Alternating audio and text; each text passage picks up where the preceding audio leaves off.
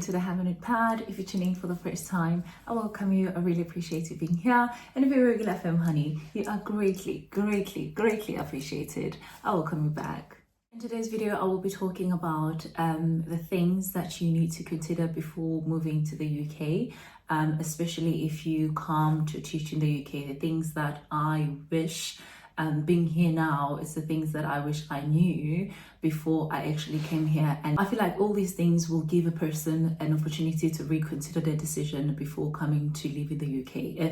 Are you ready for all those things? Are you ready for all the challenges? It will leave one person asking themselves, is it worth it to move to the UK? Is it worth it to come and teach in the UK? And I feel like that's literally the question. Is it really worth it to leave your country, to leave everything you know behind, and to come to this country, especially to teach, with all the challenges that comes with it? So we'll be diving and talking about that in today's video. Stay tuned.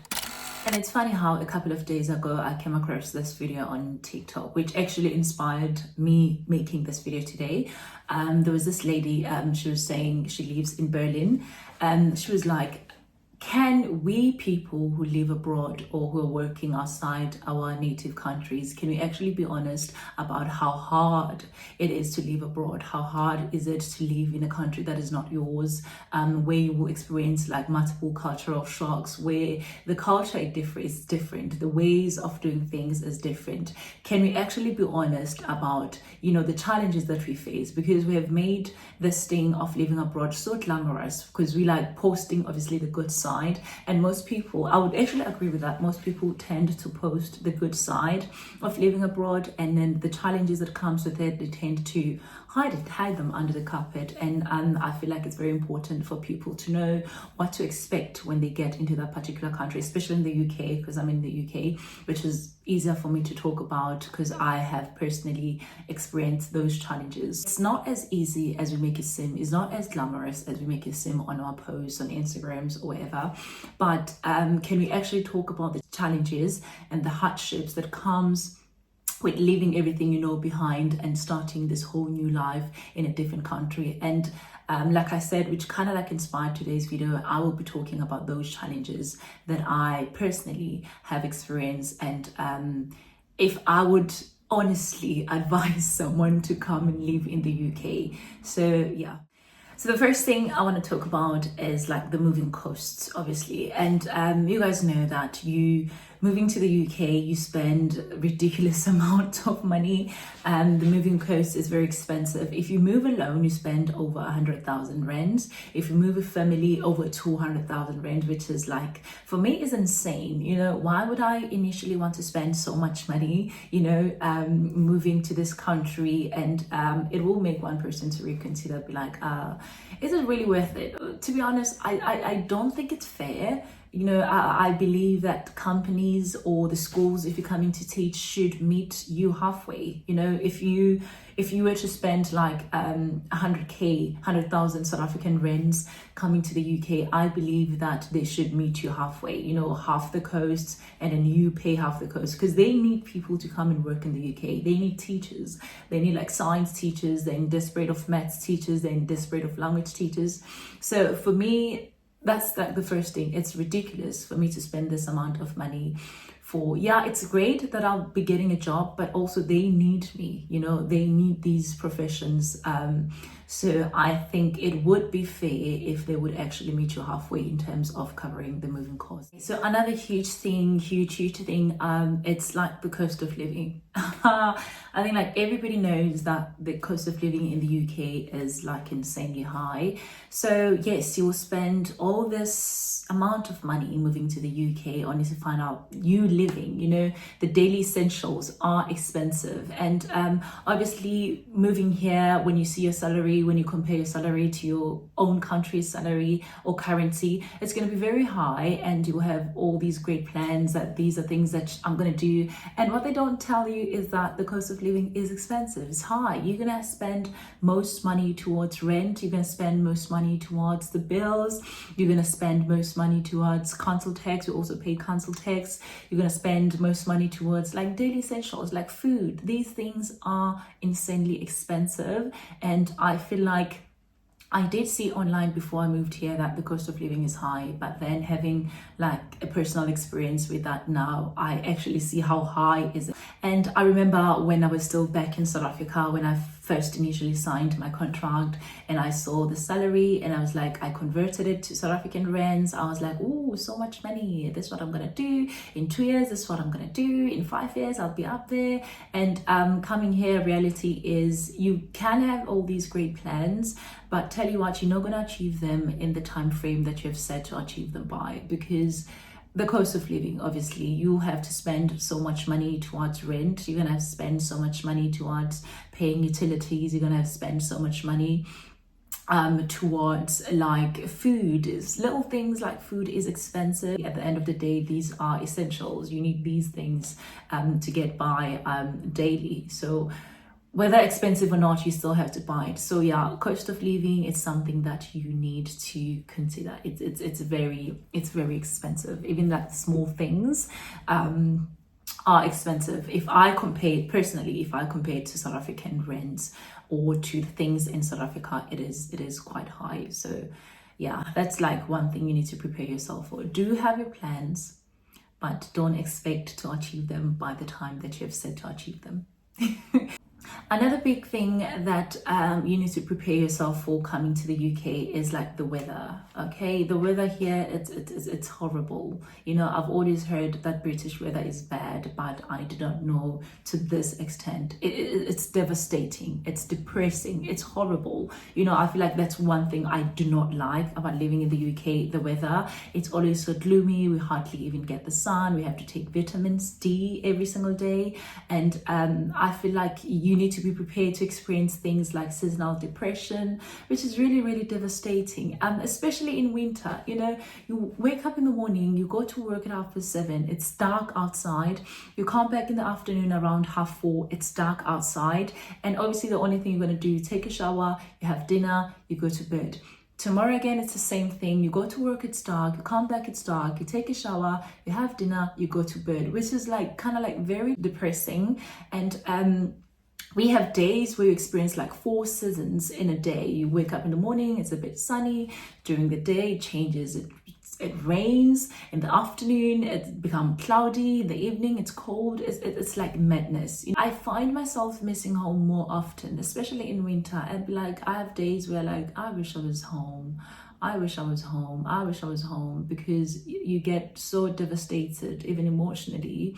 It gets so hard to cope with the weather, to cope with all the things that are happening as a teacher, to cope with the things at work. You know, it's kind of like a lot sometimes. And yeah, like I said, I find myself missing home quite often and be like, I wish I was home.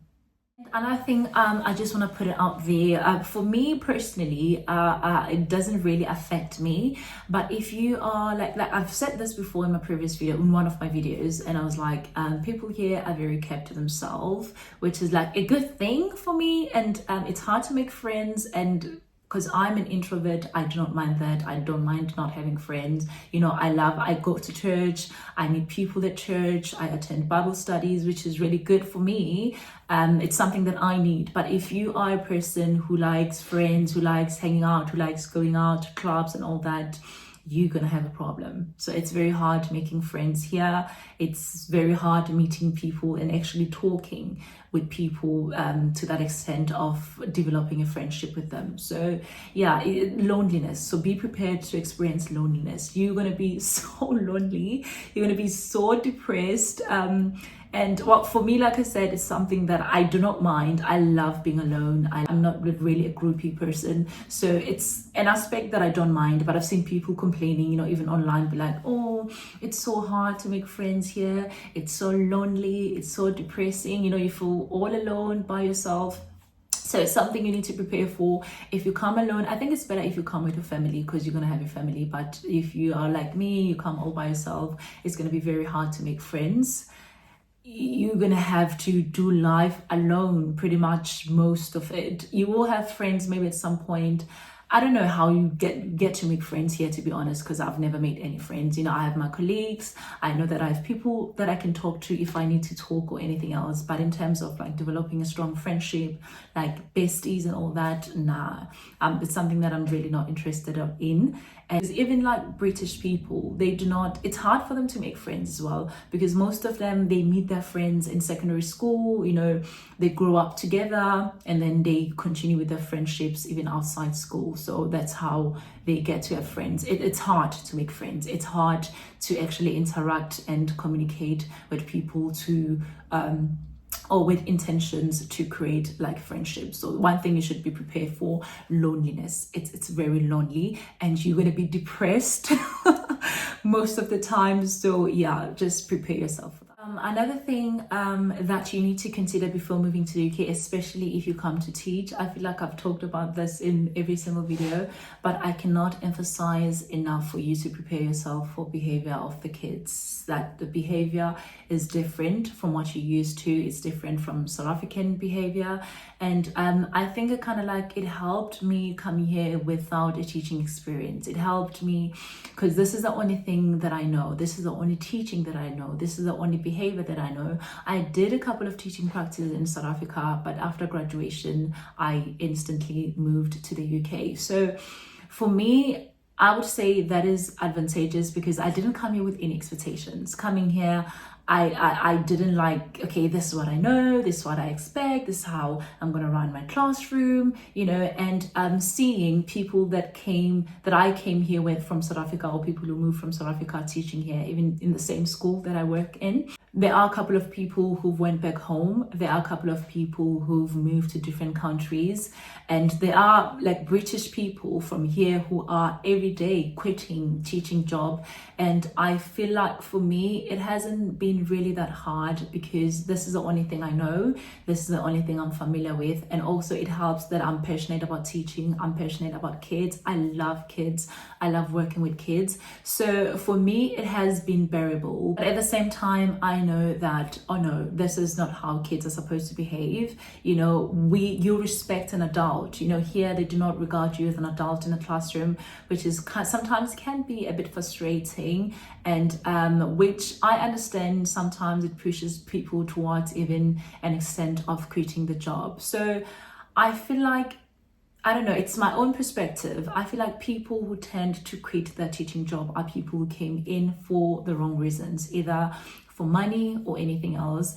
And I believe that if you went into teaching with love, with passion for it, I feel like it will be a bit easier for you. Yes, you will have behavior challenges. Yes, you will struggle at times, but I feel like it is so much better than people who do not love it, who just do it for the sake of just doing it. So yeah, I've seen people quitting. I've seen people going back to South Africa. I've seen people moving to different countries as well.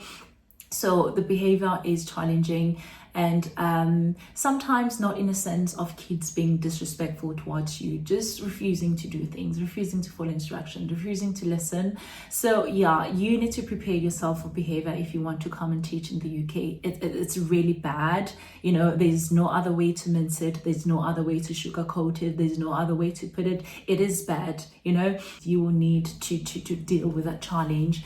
And I hope it won't be to the extent where you are packing your stuff and going home. Just make sure when you come here, you have passion for teaching, you love kids, you have the best interest for them. And I think you might actually do so much better compared to other people.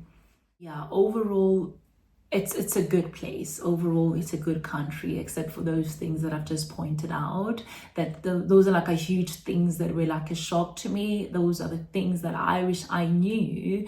You know, obviously you read about this stuff online, but that is not the same. You think like, you know, people writing online, people can write anything online. You read about the cost of living. You read about the behavior of the kids if you want to come and be a teacher. You read about all these things online, but then when you actually have to personally experience them, they hit differently. So that's why I think it's very important for you to know that everything that I've mentioned, all the challenges that I've mentioned, they are actually that bad, and it's something that you need to prepare and brace yourself for. So we've come to the end of today's video. If you are living abroad, if you are living in a different country or working in a different country that is not originally yours, I would love to hear your opinion on the challenges that you've faced, some of the things that you're struggling to get past, and just coming together to help support the people who still wish to move into those particular countries. But overall, I wish you enjoyed the video and that you found it to be very informative. Until next time, goodbye.